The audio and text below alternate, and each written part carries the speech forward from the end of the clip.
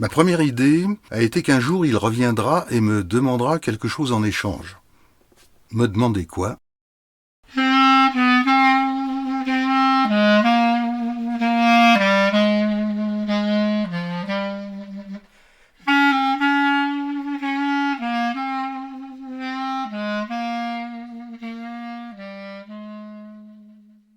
La revue Rue Saint-Ambroise et l'association Rue du Conservatoire vous proposent Merlin et moi, de Bertrand Guédon.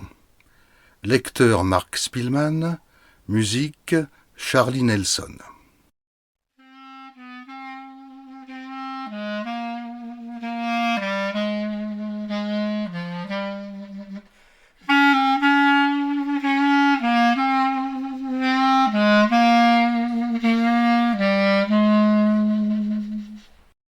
Si on se résume, je l'appelle Merlin parce que je ne connais pas son vrai nom. Je ne connais pas son vrai nom parce qu'il m'en donne indifférent à chacune de nos rencontres. Il ne connaît pas mon nom non plus, et il m'en donne indifférent à chacune de nos rencontres. Voilà ce qui reste de cette histoire quand on en a effacé les couleurs, celles qu'étale le pinceau comme celles que les récits dispensent. La première fois, il entra dans ma boutique. J'évite d'employer le terme galerie qui me paraît prétentieux. À la tête d'un groupe de touristes anglais ou australiens. Il se précipita vers moi, m'embrassa, en m'appelant Serge, et avec l'effusion qui convient à des retrouvailles après une très longue séparation. Il inventa à l'intention des touristes une histoire selon laquelle on aurait parcouru l'Amérique du Sud en autostop dans les années 70, vécu avec les Guaranis dans d'anciens quilombos à peine réformés, et assez longtemps encore pour parler leur langue gutturale. Apercevant la toile que j'avais peinte la semaine précédente, inspirée de la fille de ma logeuse, placée là en calculant que si je ne trouvais pas preneur dans la boutique, j'essaierais de la lui troquer contre une partie du loyer. Il s'extasia et dit « C'est Félicia, je la reconnais. Tu l'as peinte de mémoire 20 ans plus tard. Faut-il que tu l'aies aimée? Je ne t'en priverai pour rien au monde, mais je veux t'acheter celle-ci. » Et il en désigna une autre qui n'était même pas de moi.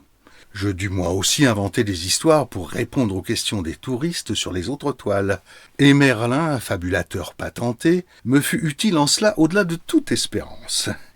Car je finis par en vendre davantage que je n'en aurais écoulé en l'espace d'une saison. La deuxième fois, il se présenta à la tête d'un groupe de touristes japonais. Exprima en me voyant une surprise aussi intense que la fois précédente, et m'appela Fernand. Cette fois-là, il raconta comment nous traversâmes la Casamance en pirogue, en dormant dans les mangroves, à l'abri de fleurs aquatiques qui éloignent les moustiques, mais sans trop s'en approcher par crainte du poison qu'elles instillent. Il parla de la lumière bleutée des aurores sur la rive, et affirma que c'était cette lumière exactement que mes toiles captaient. J'avais peint une série de rivages dans des tons bleus et verts, inspirés cependant d'estampes japonaises, plutôt que de ce fleuve sénégalais.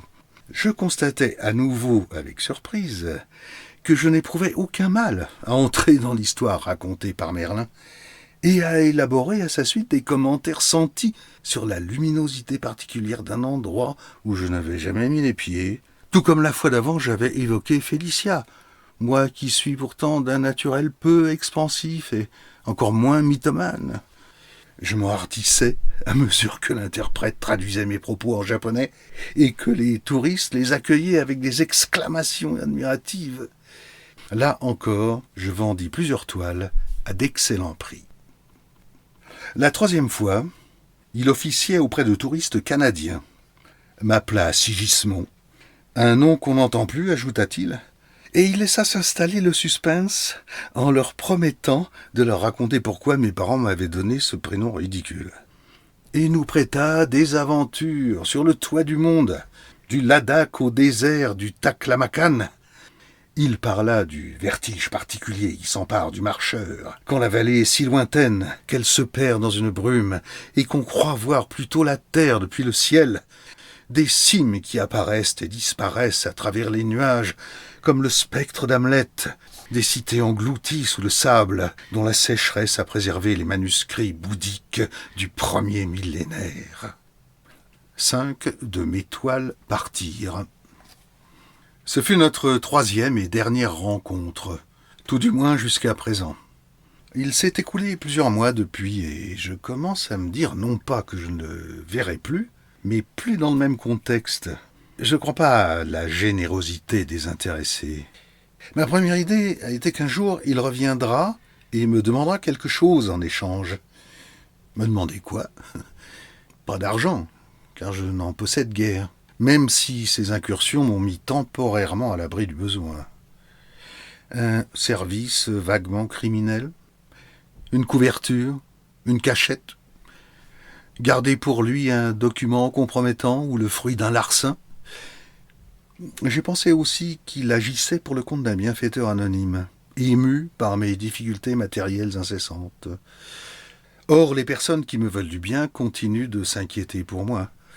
Chacun à sa manière, mais ni plus ni moins qu'avant cet épisode.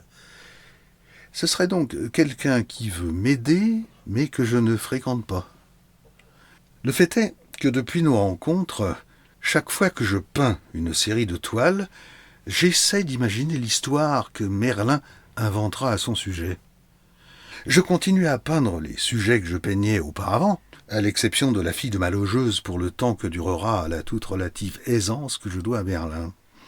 Mais une fois l'œuvre achevée, je me dis, y verra-t-il la toundra sibérienne, une rizière thaïlandaise, une scène villageoise en Asie centrale? Quel récit fera-t-il à partir de là? D'une certaine manière, ces interrogations m'inspirent et donnent à mes pauvres créations un éclat qu'elles n'avaient pas auparavant.